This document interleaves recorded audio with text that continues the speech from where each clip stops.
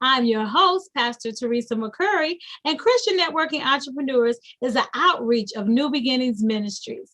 And we talk to emerging entrepreneurs, small business owners, and community leaders about things that are going on in the community. And we like to bring you resources, strategies, and things that's going to help you grow personally and your business to grow. And today I have a phenomenal guest. Her name is Faye B. Harris. Faye, welcome to the show. Thank you. Thank you again for having me. It's always a pleasure to be here talking to your listeners. It's always a pleasure to talk to you. You have such amazing information for us. And we know you got some amazing information for us today. But before we get into the information, we always like to do the ETR. And you know what that means, earn the right. So this is where you tell your story and introduce yourself to our viewing audience to earn the right to give us the information that you're giving away today. So whatever you want to share, Faye, take it away. All right. Well, again, hello to everyone out there, and it's a pleasure to be here today. I am the Cleveland representative for National Development Council. And National Development Council is a nonprofit organization that's been around for over 50 years, dedicated to empowering communities. What makes NDC, which we call, rather than saying National Development Council each time, we're known as NDC. And what makes us different is we really like to work at a very local community level, not just with actual residents and business owners in the community, but also with local governments and agencies. So, for example, Cuyahoga County, Summit County, we like to get involved at that level to provide training as well as capital, lending capital for businesses to invest. So again, NDC is a nonprofit organization that's been around for 50 years. Me personally, I come to the team with a wealth of marketing experience in the beauty industry. And we've talked about that before, Pastor T. But also, I do have a dual degree master's from Bentley University. So I went undergrad to Babson College, which is a school solely dedicated to entrepreneurship in the Northeast. And then I received my master's from Bentley University. So I've been in the business world for many, many moons now. I will not date myself. But as I talk to your listeners in terms of earning the right, not only do I work for this amazing organization that's dedicated to training professionals in business and finance and documentation, economic empowerment, but I also have degrees, both undergrad and graduate, and I am a business owner. So as I talk to your audience, I am definitely coming from a perspective of a phenomenal one-woman show. I love it. A phenomenal, not just a one-woman show, right? A phenomenal one-woman show. Considering that it's March and it's National Women's History Month, let's make some history here together. To sound like a plan. Okay. Sounds like a plan, yes. So that's awesome. So it's funny, like when you've been on the show before, I want to say this is your third or fourth time. My third time. Yeah, so it's like you just blow through that. It's like, in the beginning, the first time you do it, it's like, oh yeah, this about me, that about me. By the third time, in 2 minutes, you done wrapped it all up in a nutshell. Right, I'm actually gonna have to space it. I think before I was so like, 5 minutes on this, 5 minutes on that. Now I'm like knocking it out. Clack. So that's cool. So she has earned the right to share with us some information today. And NDC has been a wonderful partner to Christian Networking Entrepreneurs, sponsoring some events they've had back in the day. I think his name was Michael Elliott. He had came in. We did a CNE in Akron, and NDC had hosted that one before, and we did a CNE at Fowler's Fashion one time, and Michael Elliott, he hosted that. So we thank you guys. It's been over 2 years that we've been doing things with you. You've been phenomenal in the arena of entrepreneurship, small business owners. So with that being said, let's jump into the nitty gritty of it. I know today our topic was going to talk about lending, unconventional lending for business owners.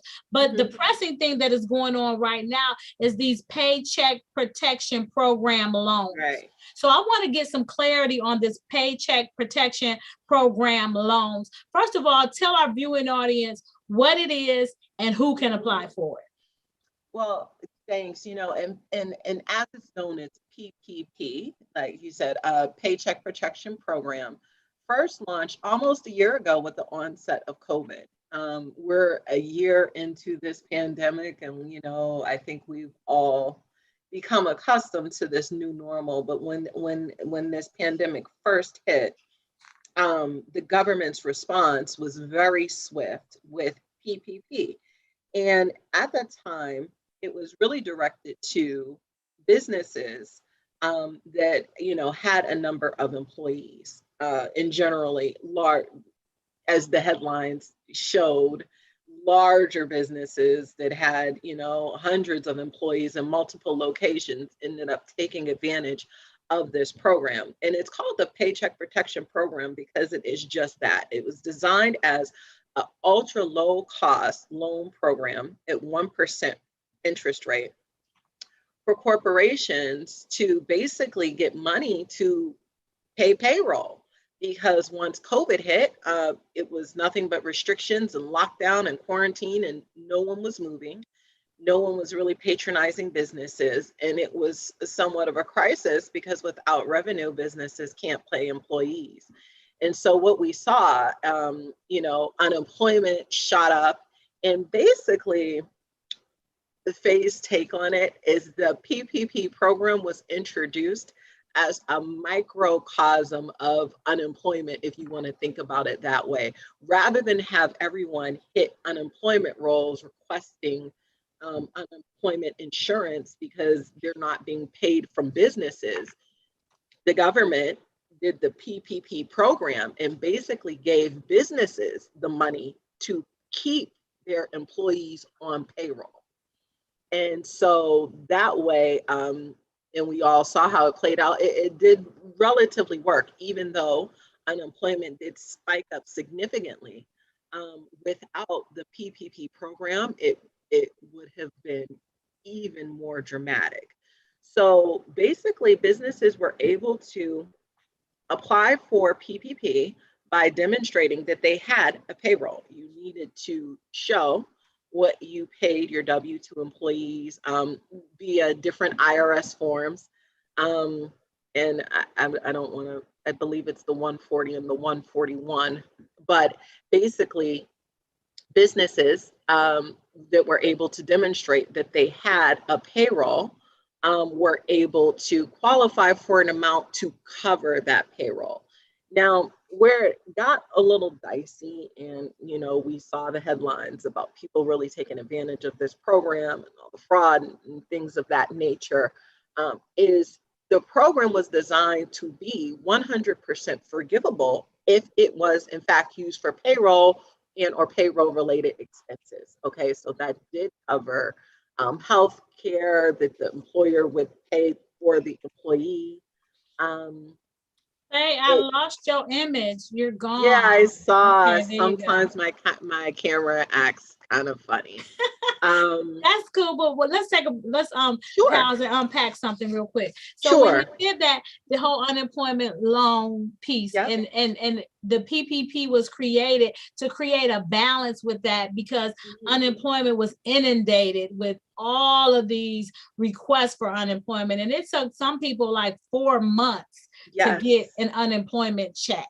Yes. So it was a horrible problem that was going on. And then when the government first came up with the whole PPP loan, big businesses were coming in, sucking up all the money. And then the small entrepreneurs, the small businesses, by the time they figured out what it was, how it was, and how to do it, the money was gone.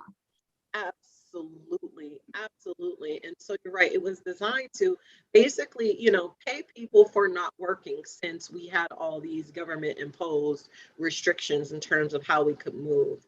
And to your point, it did what it was supposed to do. It was a great program. I think the benefits of it is it moved with warp speed. If you recall, I mean, that the response was just tremendous in terms of how fast they got it out there. But where I was going before I flashed out was the whole forgiveness aspect. It was really promoted as this forgivable loan program. And I think a lot of people had 100% forgiveness in mind. That 100% only really applied if you used it for payroll related expenses. So even now with forgiveness, that's kind of like the big F word because it took a while for when it was introduced, you had a certain amount of time to use it. You had to show that people, that you actually had paid employees, and then it was a little bit of a mess because some employees decided, hey, I'll just go over here and get unemployment, because at one point in time that was an issue too. Unemployment, because of all the extra kickers, was higher than what some people were getting paid. So there was a lot of learning curves and bumps along the way, but overall it really worked. So what we have right now, this is what I want to really talk to your listeners about, is what they're calling a spotlight on micro businesses. Now, to be fair, the very first time it was introduced, you could apply, and I think I spoke to your audience about this prior, even as an independent contractor, a sole proprietor, LLC owner with, one glorified person of one, you could apply for PPP then. What happened, to your point, is because of the way that the whole system worked out, making larger loans generally benefits banks and organizations. So a lot of the independent contractors, sole proprietors, were kind of left in the dust because those applications were pushed to the bottom of the pile. Banks were processing, millions. Originally, I believe the cap was up to 2 to 5 million. So they were making these extremely large loans. Right. And then with that being said, say a lot of when it first happened, first let's define micro businesses. So basically a micro business is 500 employees or less. Actually, I believe 500 or less is small business. For micro business, and what they're focusing on right now is businesses with 1 to 20 employees. Okay, 1 to 20. So 20 employees or less. Okay, and 20. Really, I wanted to really talk about this because if you look at how business is done in this, what I call gig economy, right? A number of even really strong businesses that have a lot of top line sales actually have very few employees on payroll because a lot of people are making it happen with freelancers and independent contractors.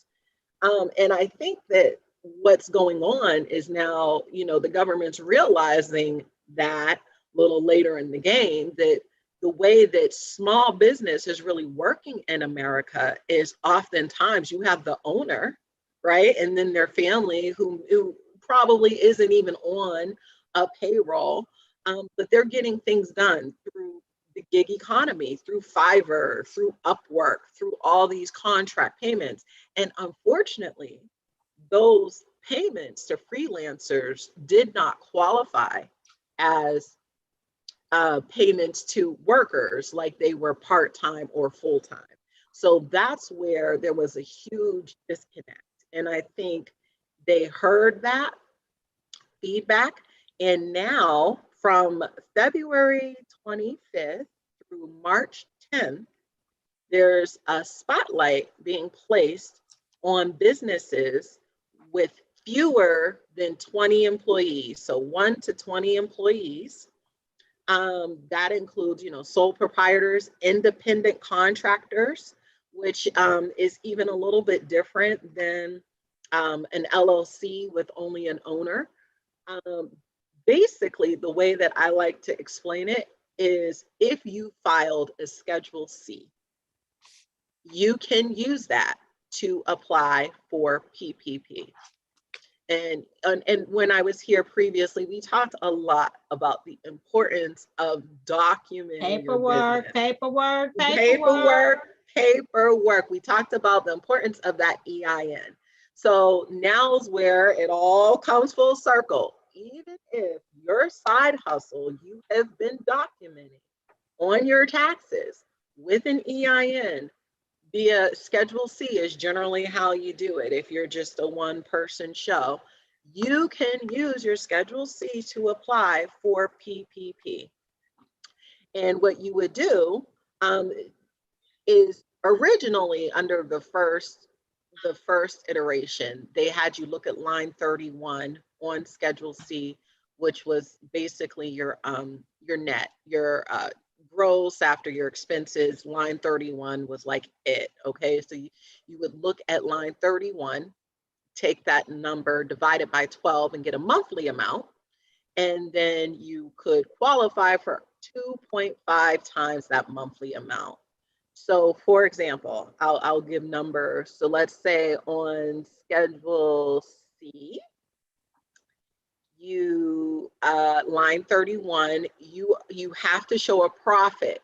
If you have a negative number there, if you've claimed a loss, unfortunately, negative divided by any number is just zero. So, but let's say you had just a $1,200 profit. Uh-oh, there I go again. Let's say you had a $1,200 profit on your Schedule C, line 31. What you would do is take that $1,200 and divide it by 12. That gives you $100 a month your business was generating. You would be able to qualify for 100 times 2.5, which is, what is that? Help me out. Is that 300? Yeah, or 250. I'm sorry, 250. Where's my comma? You would be able to qualify for a loan amount of 250. Okay. Okay. Now, what they've recently done is they've adjusted that. So on Schedule C now, you could look at line 7. Okay. Line 7 is gross revenue. So that theoretically should be a bigger number. Yeah, because that's before you're taking out your expenses and all of that stuff. So that's the money, that's coming in. So exactly. So now that same business that I talked about on line 31 before, it had 1,200. Well, maybe now at line 7, it was 2,400. And then you deduct the expenses. So now the amount that you're able to qualify as a sole proprietor, whatever your structure is, just as a micro, small entrepreneur, the potential for your max loan amount is now larger. So let me recap for your audience in case I lost them, because I kind of did a before and now where we are today. Right. Where we are today, and this is the message that I really want you guys to take away. You have until March 10th, you have 6 days to apply for PPP as a sole proprietor, as an independent contractor, as a small business with fewer than 20 employees. You can definitely apply, and to, like, again, you were able to apply before. The difference is now people are looking for that applicant. Okay. Yeah, they're looking for those particular micro businesses, because like you said before, when it first came out, the big businesses had the people on staff who knew how to do the paperwork, got it in. So before the micro businesses, the entrepreneurs, the solopreneurs, the smaller business owners could even figure it out, all the money was already gone. It was gone. And that's why it was gone so quick. I think it was gone in like 2 weeks. So this second time, the money's been there, and this was probably announced maybe in January. So the money's been there and it's still there. So that's a testament of the fact that there's so many more loans, but they're much smaller amounts. So the pot isn't being depleted as quickly. Yeah, that's right. good. I think that's good that they circle back around. I don't know if it's true or not. They said it was something that Biden was really going. So that is true, something that he kind That of pushed. is. Okay, okay. Well, he announced, and again, were these learnings there in place with the previous administration? Probably. But this whole announcement came after the new administration was in place. And he came out and specifically said, we want to strengthen it for these micro businesses, and they made these new exceptions. A couple other things that they changed is previously, if you were delinquent on your school loans, you were not able to qualify. So Biden made that announcement that if you are delinquent, it doesn't matter, you're a business owner, that will not come into play. They also made an announcement about legal immigrant business owners. So before, if you were not a US citizen, you couldn't qualify. Now, even if you, I believe, even if you are like on a green card status, you still will be able to qualify. So those were like the biggest changes that they made. Mm-hmm. In allowing that. I think student loan debt was pretty huge for our community. And again, just even calling out that sole proprietors and independent contractors were could even qualify, because like you said, again, they've always been able to qualify, but I don't believe the message was really put out there for that, for the micro business market. So people just really weren't aware. And then even when they did, it kind of went into a black box, it got lost, and they weren't getting any callbacks, because most traditional lenders, and I'm talking about banks and big banks, if they have a choice of making a PPP loan for 500,000 versus 5,000, they're going for the 500,000. So that's how a lot of small businesses got left behind originally. And so now the spotlight is on until March 10th. The spotlight is on for micro businesses, sole proprietors, independent contractors, LLC people, member LLC owners, basically anyone who has an EIN, who has filed in your 2019 taxes. You need to be able to show that, okay, and that is reporting a profit number on their filings. Okay, so that's the key, because there's a number of businesses who are small, one owner. They did file a LLC, a Schedule C, and unfortunately, their net number is a loss. And that was that line 31. That's what's the big kind of difference with line 31, because that was your net. Right. So now what you go into the line 7, people that would not even qualify last time can qualify now. So exactly. I know you're about to go back over it again. So go back over it again for the viewing audience. You went over what it was. Now you're talking about what it is going to be now, and how this spotlight is going to affect these micro businesses. Right. So if you go to, and this is where NDC comes in, we're what's called an alternative lender. We're not a bank, but we are a CDFI, which is a community development financial institution. So we are able to lend. We're partnered with the SBA directly. If you go to ndconline.org, right on our homepage, we have apply for PPP now. And I encourage any entrepreneur that has an EIN, that has filed their 2019 taxes, to take a look at your Schedule C. What you want to look at is line 7.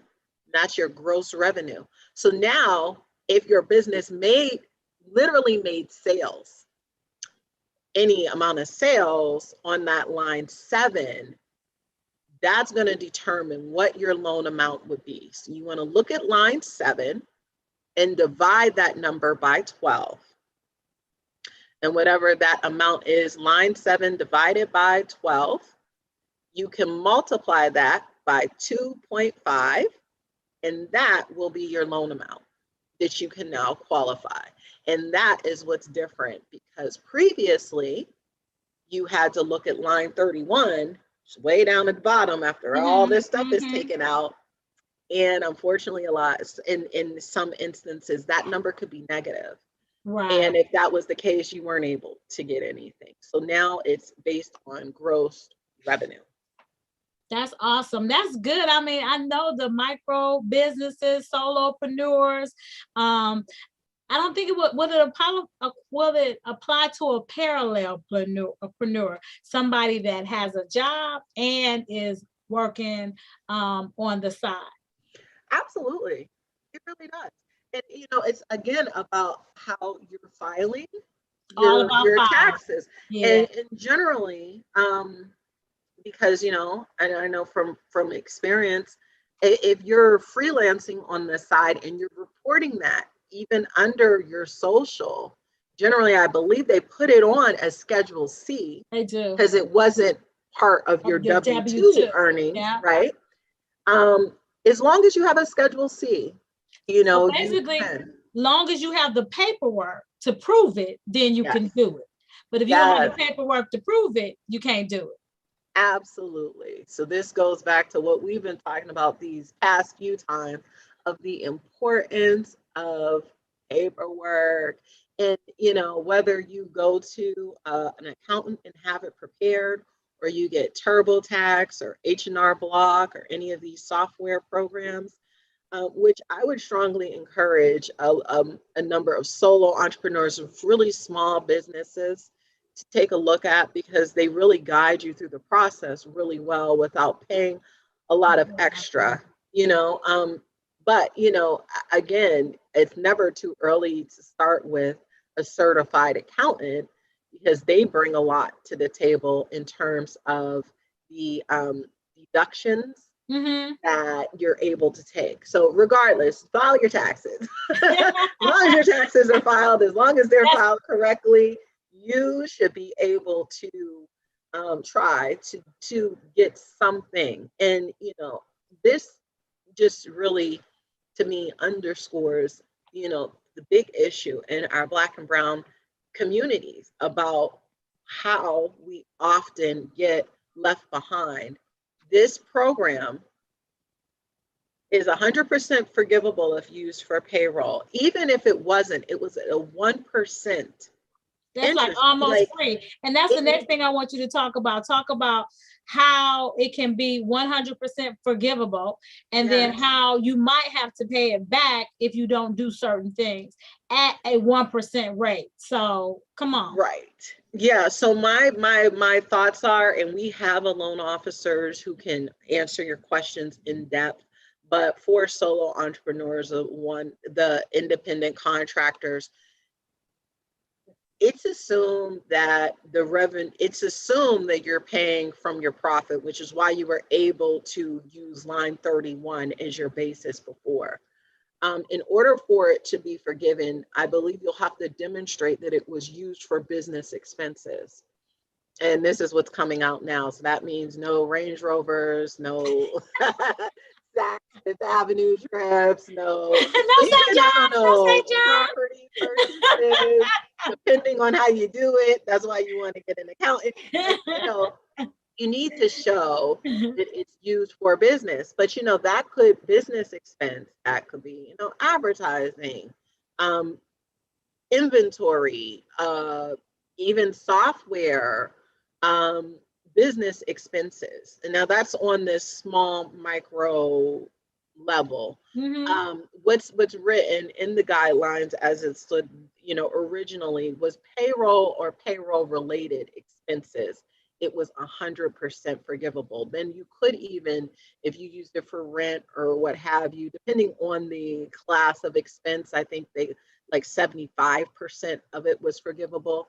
And then they came out with this like blanket forgiveness, where I believe any loan amount under 50,000 was just forgiven. Yeah, because again, going all the way back to, that's why it was a great question. How did this begin? It's a very benevolent program, and it was done to help. So I don't believe the government was looking to get into all the oversight and administration that would be required to really dig in. That's where your lender comes into play, like an NDC. So when we do make this loan, it's on us to understand what you're going to be using it for, to kind of circle back and make sure that that's what it was used for, and to collect that documentation.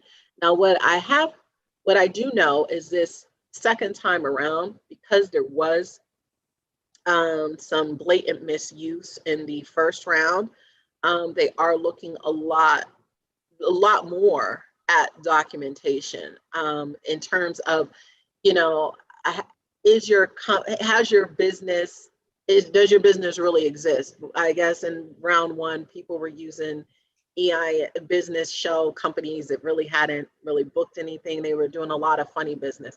This time, especially as a solo entrepreneur, they're going to look at that. That's your taxes. You know, you will have to provide documentation. But again, if you're doing business the right way and keeping your books, it should be totally manageable. It's nothing that you wouldn't already have. Yeah, because before it was like more for payroll, rent, lease, stuff like that. But with solopreneurs and independent contractors, it's a matter of keeping your receipts and being able to prove that this is what you're doing it for. So then Exactly. what about the loan process? So is it a very simple loan? Is it a very detailed loan? What about you guys' loan process? That's a great question. Our process is designed to be as simple as possible. Again, if you go onto our website, it can be done all online. You know, you fill out a form basically stating your name, your business, you know, some upfront facts, and then you're able to upload your documentation. Now, what's nice too is I am here in the Cleveland area to provide support for anyone that may need it. We have a dedicated loan officer on my team, which again is called the Multicultural Impact Team. He's out of New York, and he was on our first show. Oh, He's awesome. And we have that personalized touch to make sure that people are able to apply it in general, though, versus a more traditional loan. There it's a more simplified process because they're not really pulling your personal credit, if I'm not mistaken. Um, Whereas if you went for a traditional loan, you would. It's more about your filings, your documentation. As long as you have your 2019 tax forms filed correctly, along with your government issued ID to say that is in fact you. you've been gone for a minute, Faye. I was waiting for you to fade back in. There you go. There you go. I'm like, you was Yeah. gone for a minute. I was like, I know she's gonna get it together. She's gonna get it together. Right, right. Well, I was trying to give it a moment because I kept pushing. Well, see, look, I don't know what's So you don't know what's going on. It's the information that we need. We done already seen your beautiful face. So Oh, it's the information that we need right now. So it's a 2019, not 2020. That's correct, right? Okay. Because 2020 is going to be due relatively soon. I haven't heard about if they're extending that. Um, are nonprofits eligible for loans that file? And yes, I believe Wow. nonprofits are eligible. Yes, Okay. That's yes, good to know. yes. Because some nonprofits file a 990 and some don't. So it Right, just depends on what you're doing, which IRS form you will file. right, right. I believe that is eligible. All right, we need to look into that and find out if 990s. So when we say 990s and nonprofits, churches fall under the whole nonprofits. A lot of ministries, civil and socialpreneurs. So when we talk about preneurs, always by the preneurs, there's the businesspreneur, there's the socialpreneur, and then there's the faith-based preneur. So a socialpreneur is somebody that's going after a social issue or a social problem. And who comes to mind is like PCs for people. Have you ever heard of them? They take these PCs and people donate PCs and they refurbish those PCs and then they turn around and sell them to people. So you're a socialpreneur because it's a social issue that you're helping with, but at the same time, it has some business elements to it. So that makes you a socialpreneur. A faith-based preneur, that's ministries. You know, some people that are doing ministry know that these ministries also have a business aspect to them. So as a like CNE, Christian Networking Entrepreneurs, we're faith-based preneurs. So the whole thing is personal and business development, but we have to pay for this airtime. We have to pay for advertising. We have to, you know what I'm saying? And all of those different, and then you have the entrepreneurs that are working on a business per se. So in my mind, they're all preneurs, but they're in different categories. Oh, absolutely. Absolutely. And I think, that again, the at the heart of the program, which is very encouraging, is that, the government wants to keep America afloat. And whether you're for profit or nonprofit, the work that we do, the value that we create in the community is so critical. And so many people have really been affected by these basic stay-at-home orders. And that's why they kind of sort of have to, because, especially when the pandemic was in its height and we really couldn't leave the house, we really couldn't patronize businesses, they have to make some consideration for that in terms of how people go about supporting their lifestyle. So I think that's why a lot of these considerations are being made. And now is our time. It's really unfortunate, I feel, that, it was a 2-week period.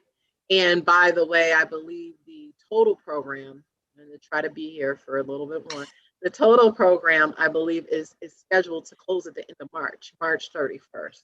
Yeah. So basically, like right now at the end, because the money is still there and isn't being claimed at the rate that it was being claimed in the first round, now they're really putting out the message and saying, hey, get into it, and but I guess better late than never, Yeah, because I think it was supposed to be January, February, and if I'm not mistaken, it was supposed to cut off at March because they probably thought the money was going to be gone. And then now they've extended it, you said, to March the 10th, which is a good thing. So if you have your tax papers for 2019, get to looking at those tax papers, look at that line 7 instead of line 31, and you can be looking at your gross profits opposed to your net profits, and it could be beneficial to you. Faith, give them that contact information again so they can call you or reach out if they need some help. Sure. I think the best way to get in contact with me is via email. And so I'll give my email address, and that's B.F. Harris. So the letter B is in boy, F is in Faye, and then Harris is HARRIS at ndconline.org.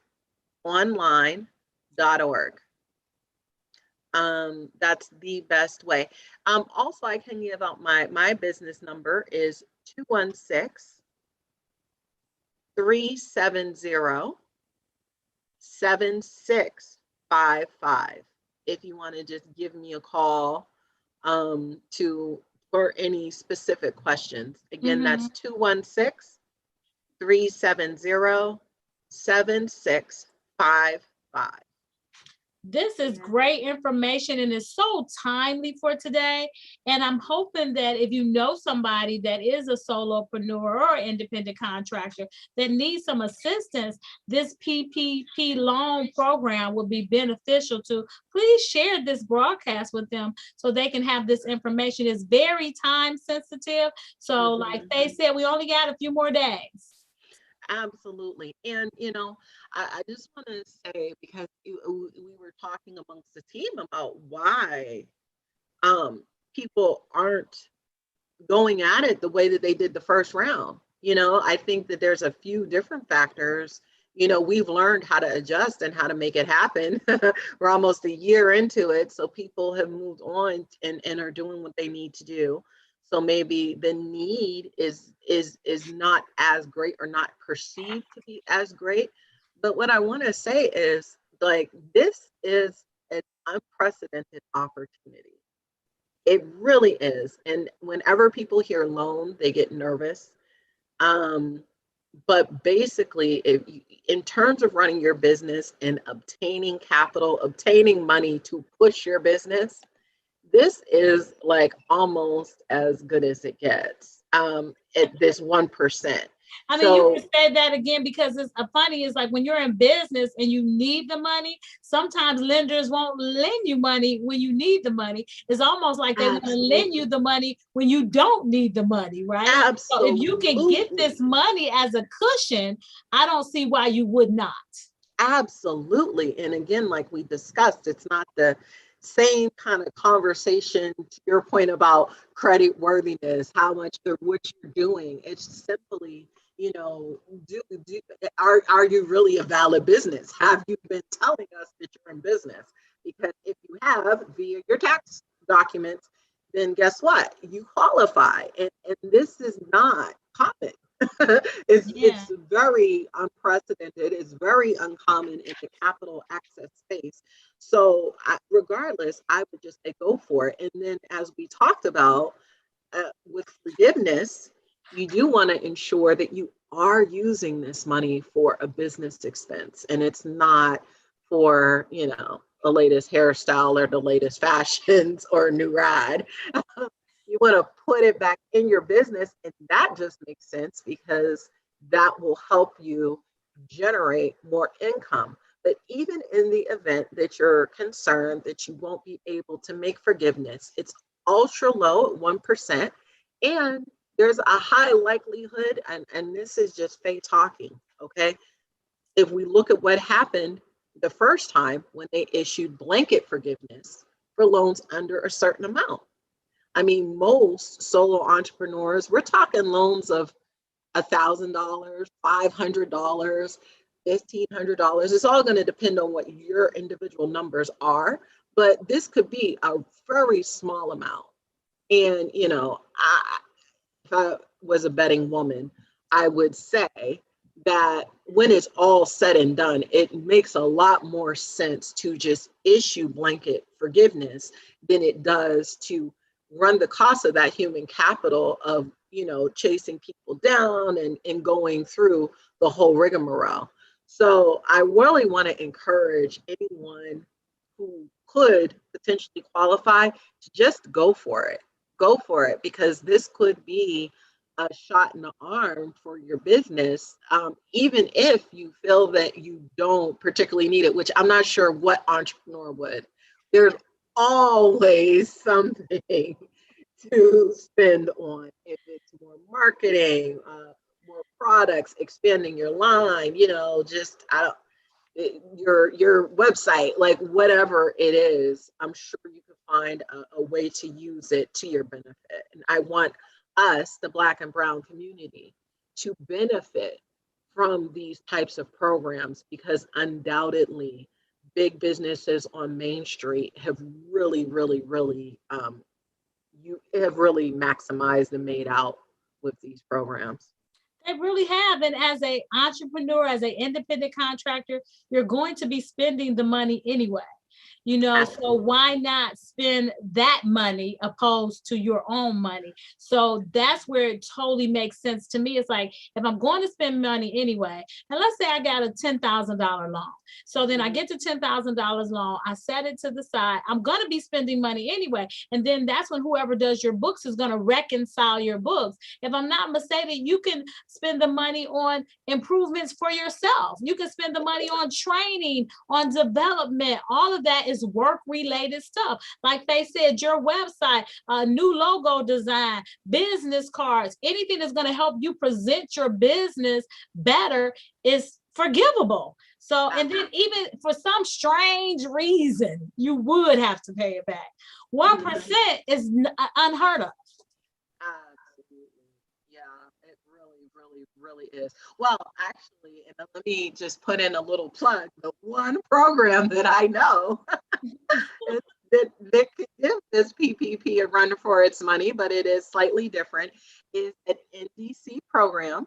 We still have room to make a couple loans under our Cuyahoga County Oh, I COVID remember that. Stabilization Fund. Remember that? We Yeah. called it a Stabilization Fund. Now, just switching gears to talk about this Stabilization Fund, it was also kind of introduced at the same time as PPP. And when COVID first hit, the great news is there Mm-hmm. were a number of programs and resources out there for people. So we in DC introduced this stabilization fund in partnership with Cuyahoga County to benefit and get up to $10,000 out to Black and Brown entrepreneurs in the Cuyahoga County area. So, in order to qualify, and it's a one-page application process, we designed it to be very streamlined and easy, similar to PPP, because as we talked about, we saw pretty quick and kind of anticipated that our folks were going to get left behind, right? Right, So right. we introduced this. It's a smaller amount. It's only up to 10,000, but any amount up to 10,000. Um, and in order to qualify, it's a one-page application where basically you tell us about your business, what you're going to use it for. It can be used for working capital. It can be used for inventory. It can be used for any business need, you know. Now, what makes it different is we will need to run your personal credit. And in general, you want to have a credit score of 640 or better. Um, and if you do have that credit score along with your 2019 taxes, there's a very strong likelihood that you'll be able to qualify for some amount up to $10,000. The way that, Awesome. yeah, and I gave my contact information. I'll give it again because Mm-hmm. this is a NDC specific program, so you have to come through us. And I don't believe it is on the website. You might Okay. be able to see it, but not necessarily apply. So if people reach out to me via phone, I can be reached at 216-370-7655, or they can email me at bfharris, that's B as in boy, F as in Faye, Harris, Harris, at ndconline.org. Email me and I'll get the application out to you. Amen. So again, the Cuyahoga County stabilization loan was more to help people during the midst of the pandemic as well, correct? Correct. We Okay. launched in March of last year, like Mm-hmm. right around this time, kind of around the same time with PPP. And when this first hit, that's when people really had to invest in what they call PPE. The sanitation and the Mm-hmm. masks, and or a number of businesses had to like immediately pivot and increase their online presence, and just they just weren't getting the patronage and they needed to pay bills and didn't have any revenue. Right. So we just Cuyahoga County businesses. So that's the main qualification, that your business is located in Cuyahoga County.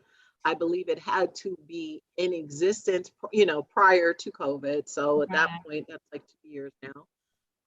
So as long as you're in Cuyahoga County, you were in existence prior to COVID, and you do have a personal credit score that is 640 or above, um, please reach out to me because we still have room. That fund was supposed to close at the end of 2020, but we ended up pretty much exhausting it. We made a number of loans, which was great. I was really happy to get that out. That's, working in this space, Pastor T, it just amazes me that the resources are out here. I mean, if you would have told me that it would have been my job to convince people to like get almost free money, right? I would have laughed, right? Like, Yeah, what? yeah, But I think what happens, in fact, I know what happens because as I mentioned, I have a small business myself. yeah. Prior to coming onto the NDC team, I didn't know this because as a small business owner, and I'm a mom, and I'm a wife, and I'm all these other things. Girl. I know that's a whole nother. I know, and I understand, but see, that's one of the reasons that we have CNE as an outreach for our ministry to bring that information, because everybody doesn't know how to navigate and get Right. the information that's needed. So if you can come to a place like Christian Networking Entrepreneurs, before COVID, we would have a quarterly meeting where people would come together, share ideals, share resources, share strategies, help to build people personally and business development. So with you coming on today, sharing this information, and then us asking the viewing audience to share it with other entrepreneurs. And I love the fact that it's for the freelancer, it's for the independent contractor, because that's the category that most of us fall in as business owners. We're freelancers, we're independent contractors. A few of us own some small businesses as well, but I love that the spotlight is put on that group of people only. Absolutely.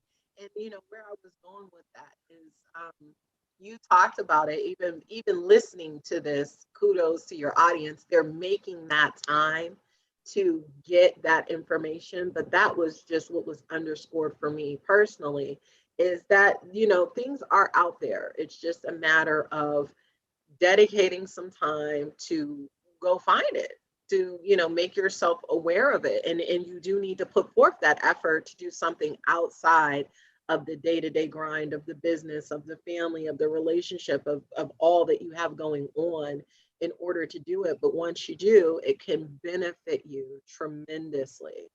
So I'm so happy that we're able to share the message with CNE and your audience. And this is why I'm so proud of to be part of the NBC team, because this to me is the real work. By the time it hits the masses, it hits the headlines, it's out there in a major way. A lot of times, the ship has kind of sailed. I love working feet on the ground in the community to let people know what's available to them. So again, if you're just now tuning in, you have until March 10th to apply for PPP. And all I have to say is just go for it. If you have a Schedule C, and again, I said, a business EIN, even if you are independent contractor and you've been, doing your work on the side and you've been reporting it under your own social, you can still apply.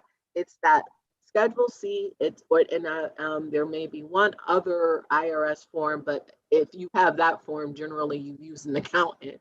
Yeah. So just as long as you've been filing for this revenue, look at your line 7 and take line 7, divide it by 12, and then that number you could multiply by 2.5, and that's what you would be able to go for. And even if it is 300, 400, 200, it doesn't matter. It's some money that you didn't have before, and I want you to take advantage of it, get access to that capital, and reinvest it in you, in your business, for your family.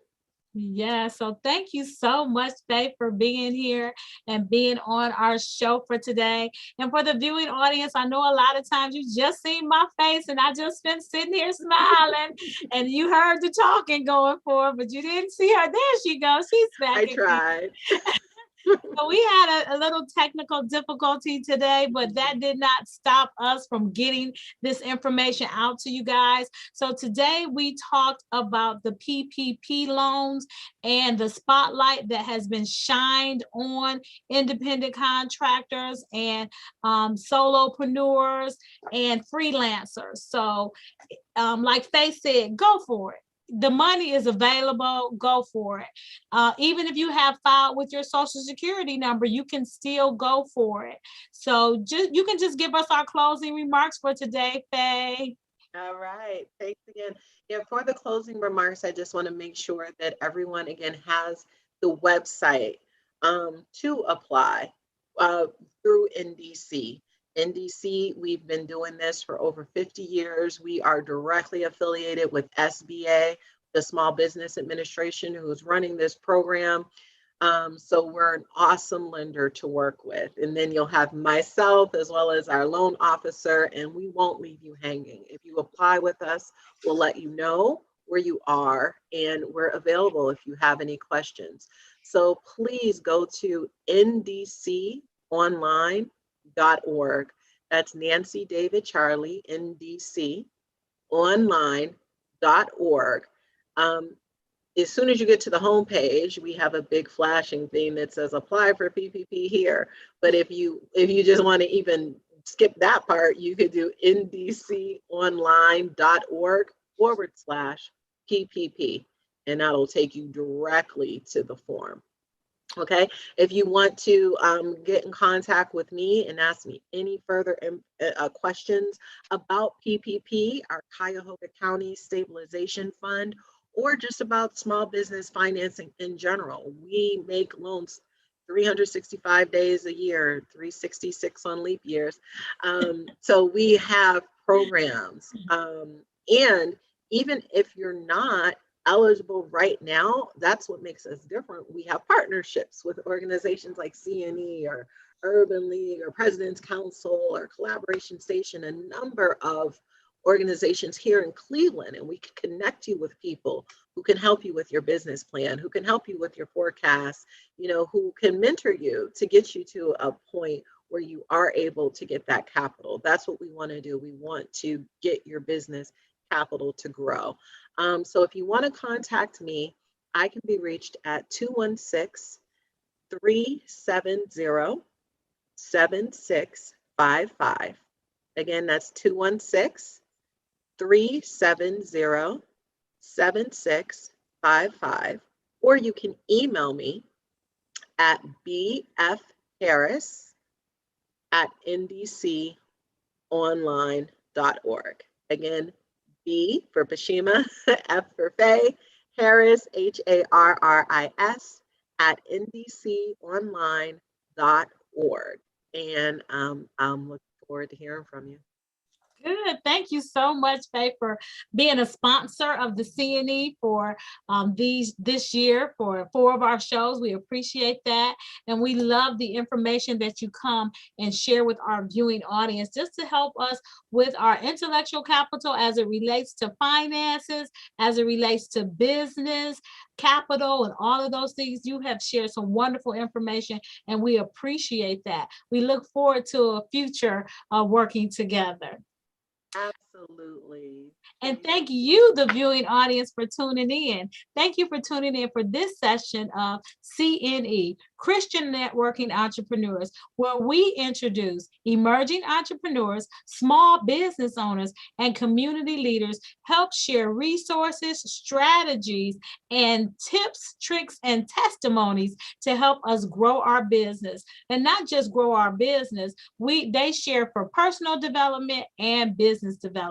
If you're interested in being a guest on the show, please contact me. You can send an email to info@mynewbeginning.org. That's info@mynewbeginning.org. And remember, if you don't work, if you don't network, you don't work. Remember, if you don't network, you don't work. Thanks for tuning in. Have a